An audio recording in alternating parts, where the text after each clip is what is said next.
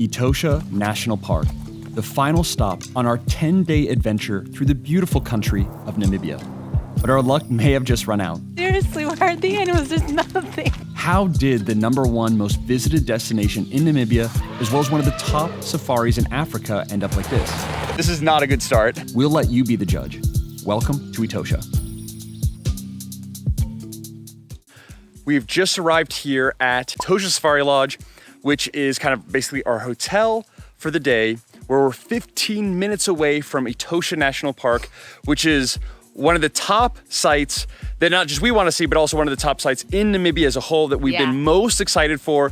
As you've seen, if you've watched kind of all of our vlogs to this point, we've already spotted some different wildlife along our trip, but we still have our checklist of some awesome animals like lions and rhinos and others that we still really want to see, that we're super excited for. Yeah. So the plan is we're just gonna kind of enjoy our day and take a little bit of a rest from our back-to-back travel, and then wake up early tomorrow to get on a safari. So let's go.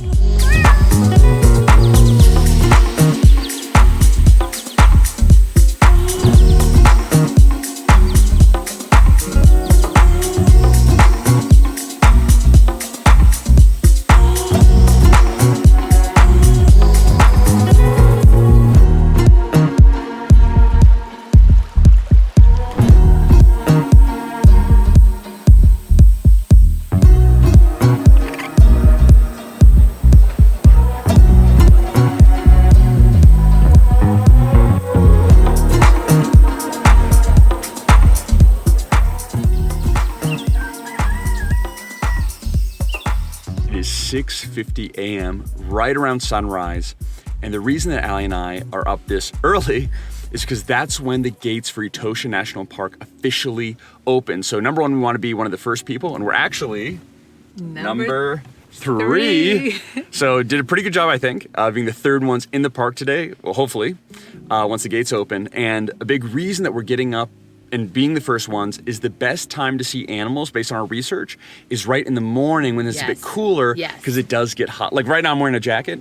It's gonna get hot. I'm not gonna be wearing this jacket for much longer. It's gonna get like 96 degrees Fahrenheit. I don't know what that is in Celsius, but yeah, so just to make sure, the gate will open at different times of the day throughout the year. It's always around sunrise. And yeah, we're gonna go through the gate and pay our fee, which we'll put right over here, and get on to see some beautiful animals. Here we go.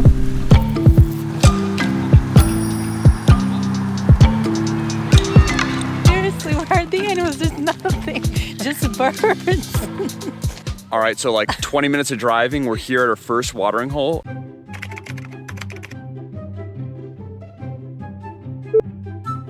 And there's literally, you can kind of see, nothing but like 3 birds. And there's this whole group of like kids, there's like other tourists here. There's like a viewing, like the bleachers. And there's nothing to see. Yeah, there is literally nothing but like 3 birds, and the birds even left. So there is no wildlife, whatever. But it's maybe just like a game of waiting, and then we have to be patient and they'll come. Nah, we're gonna go to the next. We're gonna go to the next because this is on the way back as well, so we can stop here on the way back. Yeah, because this watering hole is right by like a bunch of like camping or huts or whatever. Yeah. So I don't know, I would assume like the animals wouldn't really want to be here, so now we're just gonna move to the next one and hopefully have some better luck. This is not a good start.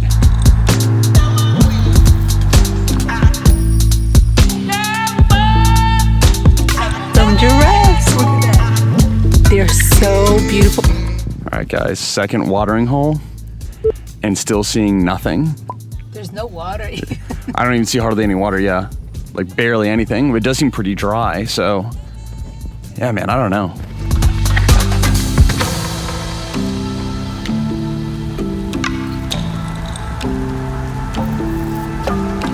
Oh my gosh, a rhino.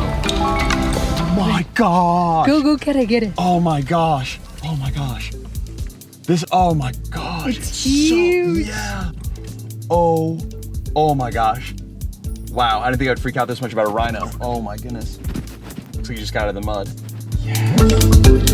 Wow.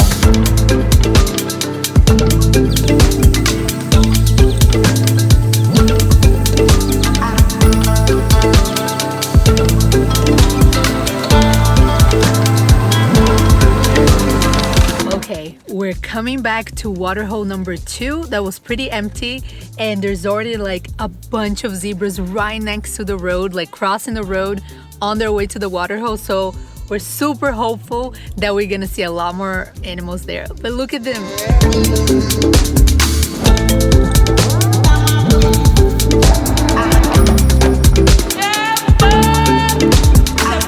See many animals, just kind of some ostriches, oryx, and zebra at the last waterhole.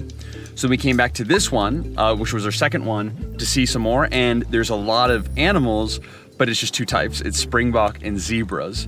So super beautiful. Got super close to these zebras, which is cool. But like that's it. So far it's been cool, but it's not been mind-blowing or spectacular.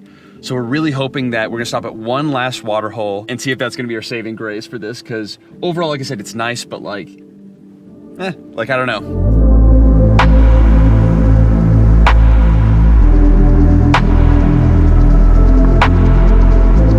Oh my gosh, so many springboks.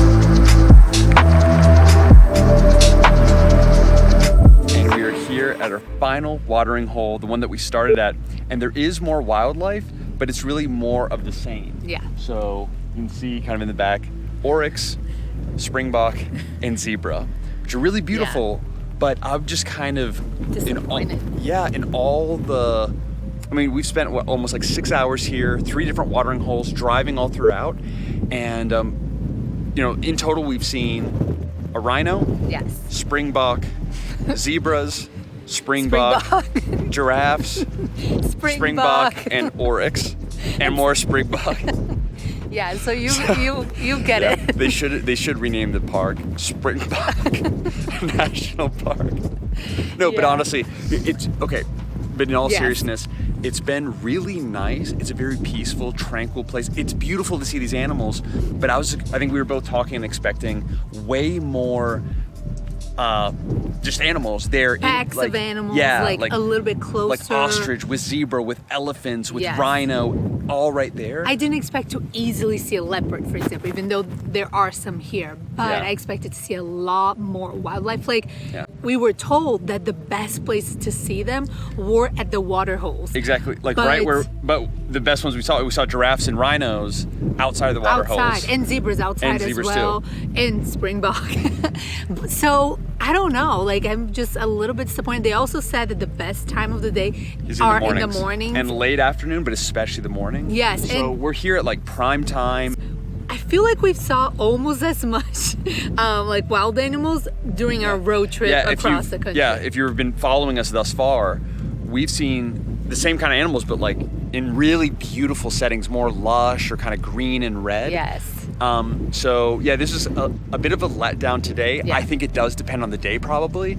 It is a bit more windy today, so maybe that causes it, but a lot of people are here for 1 or 2 days, so, Yeah, well, speaking of that, I will say, don't skimp on the lodge if you can, unless you're really into camping, really into that experience. Yeah, definitely, because that's totally part of the experience. Yes, the lodges are definitely part of the experience, the scenery, everything. So we're really glad that we stayed over there. You can also stay, there are lodges within Etosha. Yeah, you can stay there. And it's actually a huge national park. We stayed in the south side, which we were told is the best, has the best water holes, but Etosha National Park is the size of European countries. So there's a lot to explore, but if we're in the best part, in the best time of day, in the best water holes, and we see not that many, then I don't know. Yeah, so yeah, definitely it was a nice experience, but it is on the places that we've been, it's on the lowest end. Yes. Definitely our top here in Namibia has been Lutherits. For me, it was my personal favorite. For me, it was Sossusvlei, which both were amazing. Yeah. And also where we just came from in Svakopmund, kayaking or canoeing with seals, them jumping on the boats. That was awesome. So if you haven't already seen those videos, go and watch those. Yeah, so Namibia is 100% worth it. Oh, totally. Yeah. And Etosha could be worth it on a good day, but like I know a lot of people come here specifically for this. I think there are way better parts in Namibia, honestly. Like just like there's other safaris in Africa. But you don't have Luderitz, this German, diamond village in Kolmanskop. You don't have, Susuvlei or Deadvlei anywhere else on earth. So for me, that's why I would come to Namibia. So just our 2 cents, just our experience. Let us know your experience in the comment section below. And be sure to check out our full Namibia playlist, which we'll also be linking below. And hope you enjoyed this venture as much as we did, or help to educate or help you in planning your future trip to Namibia. We loved having you along and look forward to having you on the next adventure. So until then, bye.